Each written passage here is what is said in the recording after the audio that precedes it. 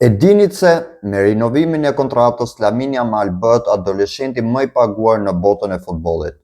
Me firmosjen e kontratës së re me Barcelonën ditën e sotme, talenti i ri Yamal, tani më 17 vjeç, po shkruan historinë.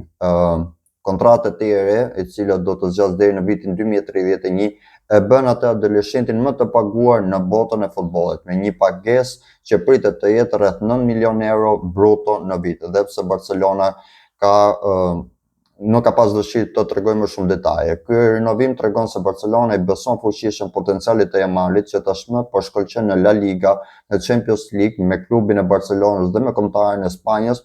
Klubi e ka siguruar atë me një klauzulë largimi për 1 miliard eurosh, një mesazh i qartë se nuk ka ndërmend të mbasë yllin e tij me të ndritshëm. Gjithsesi pritet t'i japë edhe numrin 10, numrin që ka pas Messi. Lamine Yamal është vetëm 17 vjeç dhe po shfrytëzon në mënyrën më të mirë për të treguar talentin e tij të jashtëzakonshëm.